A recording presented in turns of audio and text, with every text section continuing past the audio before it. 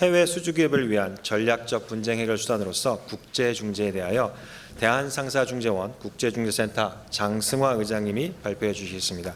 의장님께서는 해외 수주기업들이 분쟁 상황에서 국제중재를 어떻게 하면 전략적 분쟁 해결 수단으로 활용할 수 있는지, 그리고 중재기관 선택이 왜 중요한지에 대해서 말씀해 주실 예정입니다. 네, 안녕하십니까? 네, 장승화 교수입니다.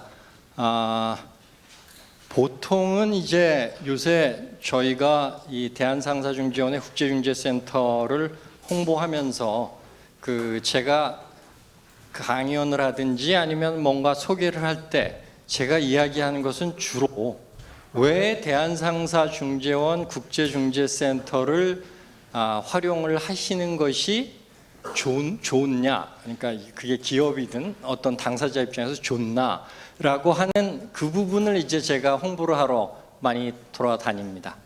근데 오늘은 글쎄요, 중재가 뭔지, 소송과 무엇이 다른지, 왜 중재가 소송보다 더 이런 글로벌 수주와 관련된 분쟁 해결을 하는데 더 유리한지, 효율적인 방법인지 라는 것까지 제가 설명을 드리자면은 저한테 배정된 시간이 한 20분밖에 안 되기 때문에 그게 좀 불가능할 것 같습니다. 그래서 이 교재에 지금 나눠드린 이 발표문에는 지금 제가 말씀드린 대로 중재가 뭐냐, 국제중재가 어떤 이점이 있고 소송과 비교했을 때 뭐가 좋은 거며, 왜 KCAB 인터내셔널 대한상사중재원 국제중재센터를 이용하는 게 우리나라 기업이 해외 수주와 관련되는 분쟁 해결을 하는 데 있어서 가장 그 기업의 이익에 맞는 것인지, 그 네 가지가 다 설명이 들어가 있습니다. 그러니까 그걸 좀 참조해 주시기 바라고요. 그냥 저는 이렇게 좀 가정을 푹 하고 이제 들어가겠습니다. 그건 뭐냐면 이제는 이런 글로벌 어떤 수주와 관련돼서는 분쟁 해결을 어떻게 하는 것이 원칙이 돼 있느냐. 원래 옛날 같으면은 분쟁이 있으면 법원 가서 해결을 하는 것이 그게 원칙이었습니다. 그러니까 디폴트 어떤 프로시딩은 코트 프로시딩이었습니다. 근데 이제는 뭐 거의 다 실무에 종사하시니까 아시겠습니다만, 이런 건설이나 에너지나 이런 큰 어떤 프로젝트의 수주와 관련되는 분쟁 해결 조항은 거의 중재로 들어가 있는 것이 이제는 디폴트가 돼 버렸습니다. 그러니까 그거를 바꾸려면은 노력을 해야지 이제 바꾸는 그런 상황에 도달해 버렸습니다. 그래서 지금 오늘 여러분들께 말씀드리고 싶은 것은, 현재 우리나라 기업들이 해외에 나가서 수주를 할 때, 또는 그 수주한 어떤 큰 프로젝트의 관련 당사자가 됐을 때 어떤 식으로 어떤 중재 조항을 가지고 분쟁 해결하고 있는지라고 하는 것을 하나의 그냥 가장 대표적인 상황을 가정해서 여러분들한테 보여드리겠습니다. 그리고 나서 그것은 결국은 주로 중재 조항은 두는데, 중재 조항에 별로 관심을 안 가지시든지 아니면은 반대 이거 말고 다른 거로 하자라고 상대방을 설득시킬 수가 없기 때문에 그냥 외국에 있는 중재기관에 가서 그냥 중재를 하는 것으로 중재 조항을 만들어 놓은, 그거를 제가 기본 현재의 상황으로 그냥 전제를 하겠습니다. 그리고 나서 그것이 어떤 측면에서 우리나라 기업들, 여러분들이 담당하는 업무에 있어서 챙겨야 되는 그 기업 주체한테 딱 이익에 맞는, 뭔가 이렇게 딱 들어맞는 조항이 왜 아닌지, 어떤 부분에 있어서 불이익이 당할 수 있고 어떤 부분에 있어서 더 좋은 옵션이 있는데 활용을 못 하시는 건지를 지적을 하고, 그러면 대안으로 어쩌란 말이냐라는 게 이제 여러분들의 관심사항일 거기 때문에, 거기에서 이제 KCAB라고 하는 대한상사중재원의 국제중재센터가 들어가서 어떤 역할을 할 수 있고, 대한상사중재원에서 중재를 하게 되는 경우에는 외국기관에서 중재를 하는 것에 비해서 어떤 면에 있어서 우리나라 기업들의 이익의 측면에 있어서 더 유리할 수 있는지, 뭐 편든다는 이야기는 아닌데요. 그것 나중에 말씀드리겠습니다만 그런 순서로 말씀을 드리도록 하겠습니다. 자, 그러면 상황을 하나 예를 들도록 하겠습니다. 뭐 이거는 뭐 가상적인 예도 아니고 항상 많이 생기는 일이죠. 예를 들어서 우리나라에 공기업인 어떤 기업 하나가 중동에 가서 큰 어떤 도시 건설 사업 또는 에너지 관련되는 어떤 그 개발하는 프로젝트 하나를 수주한다고 가정을 하겠습니다. 그러면 발주처는 그게 중동의 어떤 정부가 될 수도 있고 정부가 100% 소유하고 있는 그냥 그 SOE, 그러니까 국가가 소유하는 공기업인 경우가 대부분일 겁니다. 그리고 이제 우리나라 공기업이 이제 컨트랙터로 이제 들어가는 거기 때문에 거기에서 이제 기본적인 이제 메인 컨트랙트를 맺는데요. 거기서 분쟁 해결을 어떻게 할 것이냐에 관해서 발주처가 있는데 우리나라 기업이 공기업이든 뭐 사기업이든 이거는 대한상사중재원으로 와야 됩니다 라고 말을 꺼내기도 쉽지 않을 겁니다. 그거는 너희들한테 좋은 거잖아 라고 하는 말을 들을 수 있을 거고, 당연히 이 바게닝 파워는 저 발주처가 세기 때문에요. 그러면 또 한 번 가정을 하겠습니다. 오케이, 그런 경우에는 중재로 가는 거 오케이. 그러면은 제3국 중재로 뭐 ICC로 하든 뭐 LCIA라고 하는 그 런던 중재 기관으로 가든 싱가포르로 가든 그렇게 가서 뭐 그쪽에 합의를 하는 것, 뭐 거기까지는 그냥 저희가 가정으로 받아들이겠습니다. 그리고 나서부터 이제 생기는 일이 소위 문제가 되는 상황들입니다. 그렇게 메인 컨트랙트가 있으면 이 한국의 공기업이 자기가 나서서 가서 뭘 다 짓나요? 그렇지 않죠. 당연히 돌아서서 수많은 이 하도급 계약을 체결을 하게 됩니다. 그 하도급 계약의 상대방은 어떤 경우에는 또 다른 우리나라의 전문성을 갖고 있는 공기업일 수도 있고, 또 우리나라의 대규모 건설업체일 수도 있고, 또 외국의 어떤 기업일 수도 있을 겁니다. 그러면 우리나라들 기업과의 사이에서 체결하는 계약, 그것만 하더라도 대형 계약인 경우에는 아마 뭐 수십 개, 수백 개가 될 수 있을 겁니다. 그 다음에 또 어떤 거는 외국 기업들한테 또 하청을 줘가지고 하는 계약이 있을 겁니다. 그러면은 여태까지는 어떻게 됐느냐? 그냥 메인 컨트랙트에서 ICC에 가서 뭐 런던에 가서 중재하는 거, 그거를 관심이 있었는데 그냥 어쩔 수 없이 그쪽 그렇게 합의를 하셨든지, 아니면은 담당을 하시는 분들께서 이 무슨 분쟁은 생길 가능성이 뭐 생겨야지 있는 일이고, 그 분쟁은 뭐 내가 여기서 근무할 때까지는 별로 걱정할 필요 없을 거니까 그건 신경을 안 쓰든지, 그 둘 중에 하나였을 겁니다.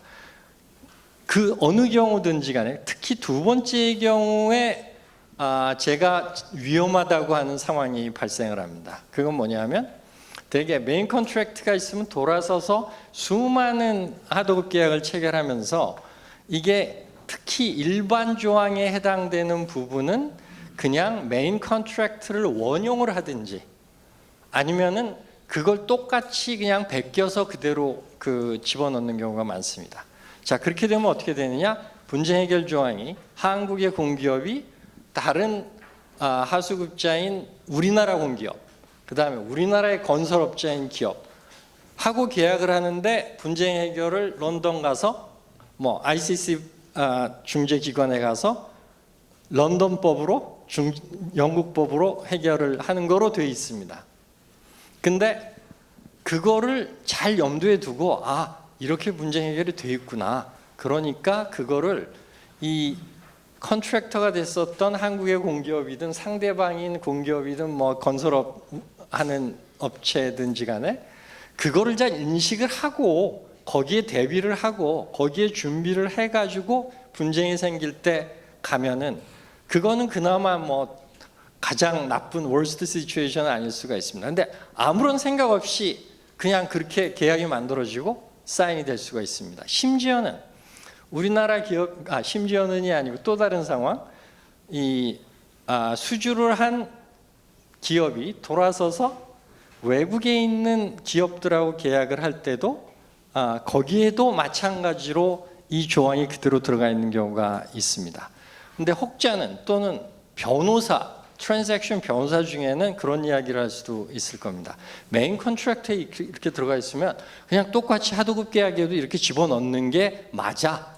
그렇게 해야 돼. 안 하면 이렇게 안 하면 큰일 나라고 이야기를 할 수도 있습니다. 근데 그거는 사실은 진실은 아닙니다.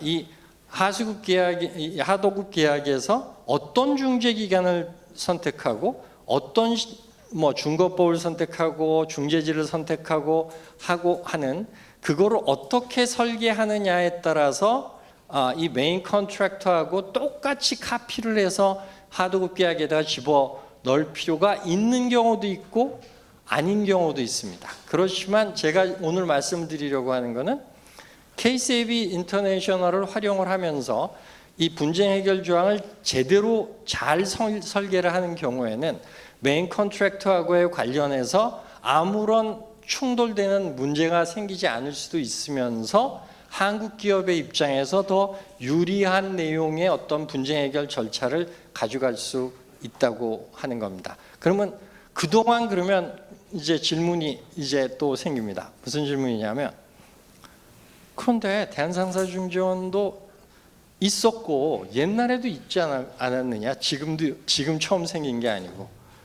그다음에 국제중재센터도 2018년부터 있었는데 왜 그러면은 이런 이야기를 처음 들어보게 하느냐?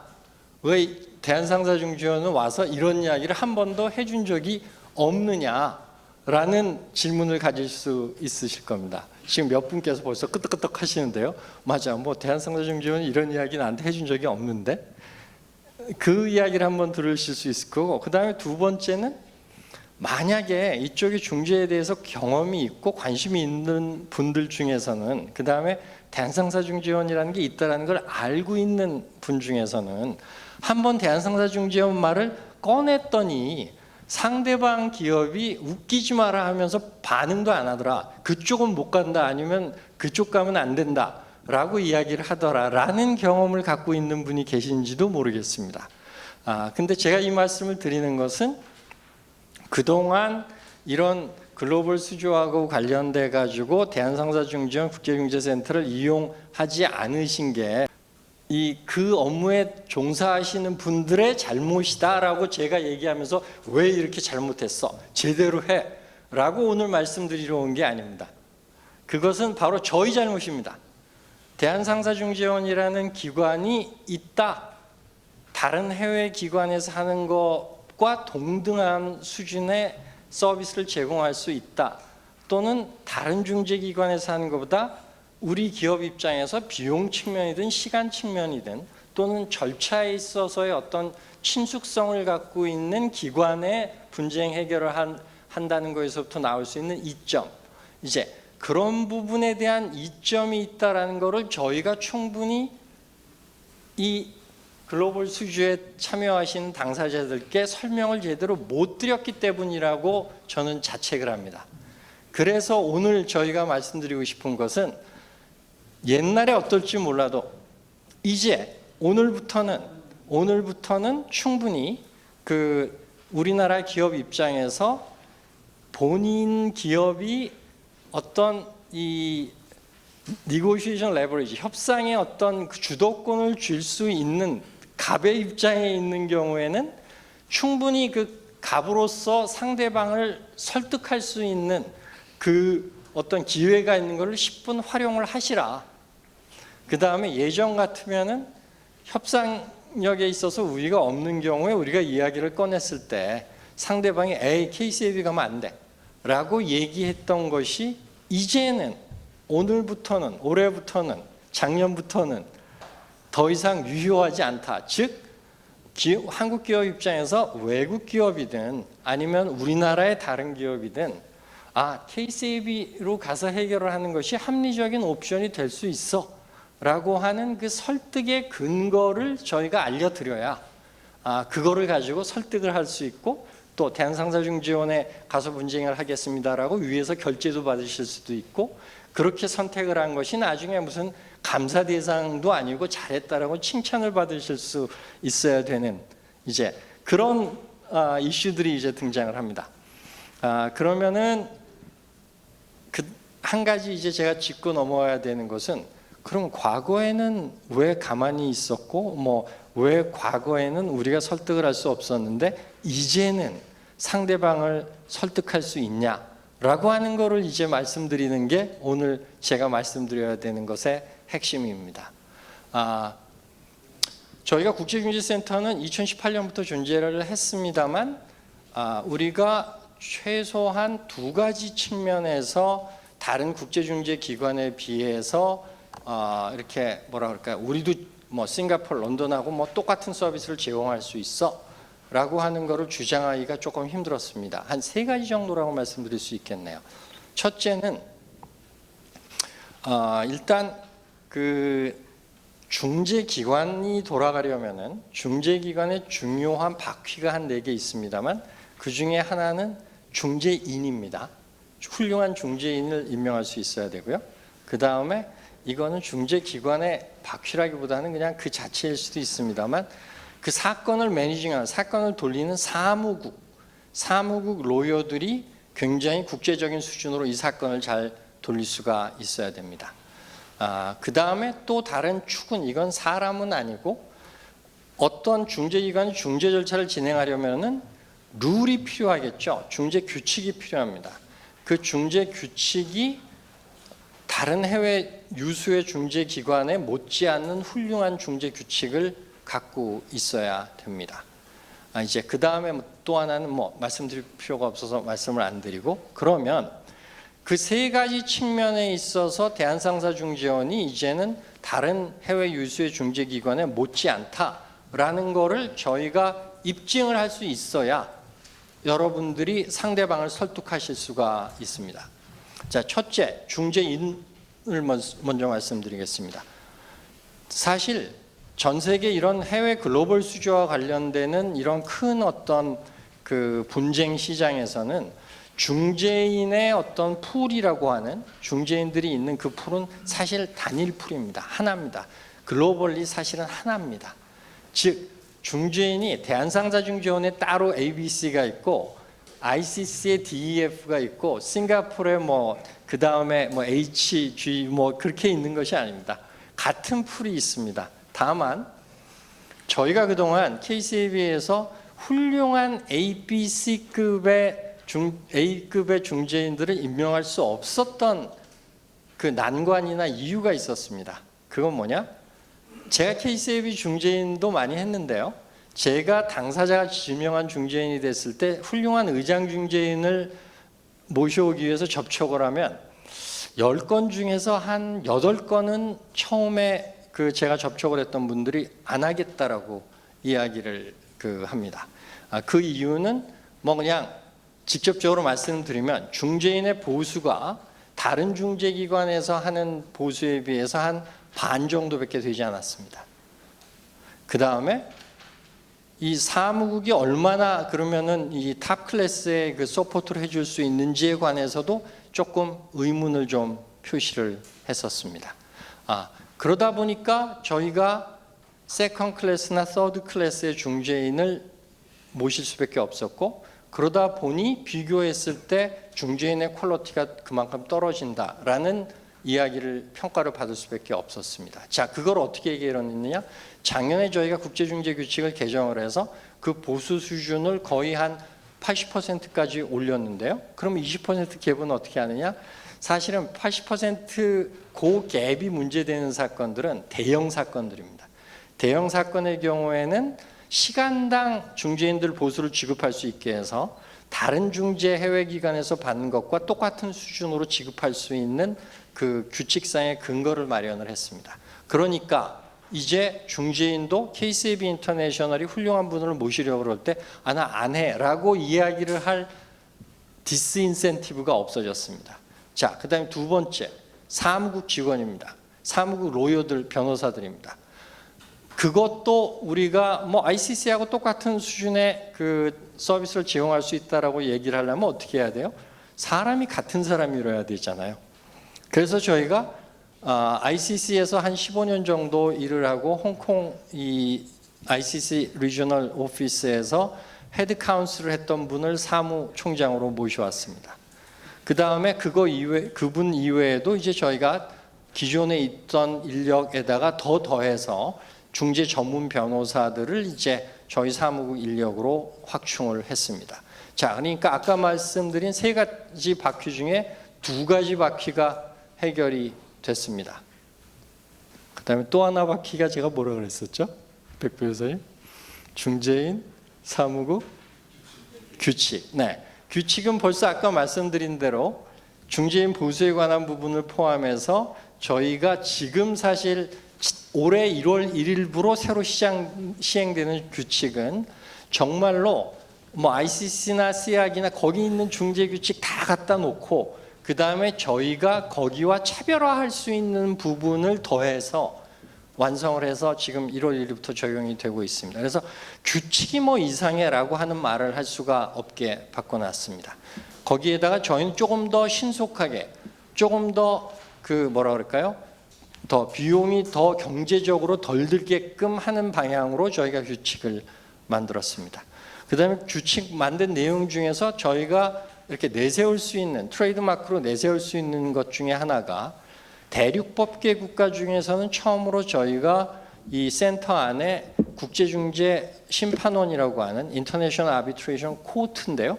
그거를 이제 만들어서 인터내셔널 아비트레이션 코트는 법원 그 코트는 아니고 전 세계의 국제중재 전문가들을 그 코트의 위원으로 위촉해서 그동안은 사무국 직원들이 그냥 한 명이 결정을 했었던 중요한 절차적인 결정 같은 것들을 그런 것들을 이 코트가 나서서 전문적으로 빨리 신속하게 결정을 해줍니다. 그래서 예를 들어서 중재인이 저 사람은 공정하지 않아요. 저 사람은 이해 충돌이 있어서 중재인하면 안 돼요. 라고 하는 거를 그 중재인이 결정할 수는 없잖아요. 그런 것들을 이 코트에서 바로바로 신속하게 결정을 내려주고 심지어는 중재 판정문이 엉성하게 논리도 안 되게 형식적으로도 문제가 있겠어서 법원에 가서 집행될 수 없는 그런 중재 판정이 나오는 경우에 사무국 직원이 이거 이상한데요? 이거 좀 고쳐주시는 게 맞겠는데요? 라고 얘기하면 중재인들이 그걸 듣겠습니까?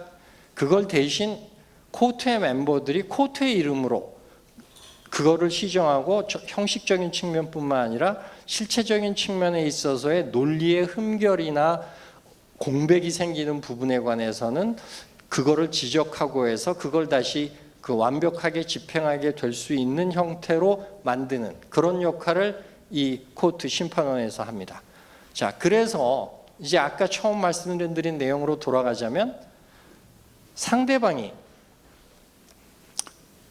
그동안은 여러분들이 옵션이 없으셨던 거예요. 다른 옵션이 없으셨던 거예요. 싱가포르 가자, 뭐 런던 가자라고 하면은 거기 가면 그쪽은 영미법결에서 우리하고도 다르고 또 멀리 떨어져서 외국 로펌들을 통해서 뭔가를 하려고 그러면 비용도 많이 들고 저거 어떻게 좀 걱정이 되는데 다른 대안이 없으니까 그냥 에이 하고 나서 사인을 하신 겁니다. 이제 다른 대안이 있다라는 걸 말씀드리려고 오늘 이 세미나를 하는 겁니다. 그래서 이제는 뭐 이따가 질문 있으면 하시기 바랍니다. 외국 당사자가 반대 당사자가 KCAB로 왜 가야 돼? KCAB 가도 괜찮아? 라고 질문을 하면은 여러분들은 이제 그렇게 답변을 하시면 됩니다. 뭐라고 답변하시냐면 KCAB로 갔을 때 더 나쁜 게 뭐가 있는지 지적을 하라. KCAB로 갔을 때 뭐가 문제 있는지를 지적해봐라. 라고 오히려 반문을 하시면 됩니다. 그래서 그런 질문이 만약에 여러분들이 아직도 있으시면은 이따가 Q&A 세션을 할 때 답변을 충분히 드리도록 하겠습니다. 네, 그 정도 말씀드리고 시간이 얼마나 흘렀나요? 5분 지났습니다. 5분 지났어요. 예. 그러면은 오늘은 이 정도 말씀드리고 한 가지만 더 말씀드리면 그러면 엎질러진 물은 어떻게 하느냐?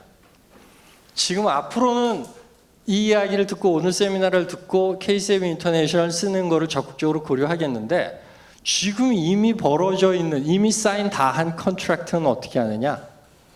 그게 현안인데, 그게 내가 해야 될 일인데. 자, 중재의 왕은 뭔지 아십니까? 당사자 간 합의입니다.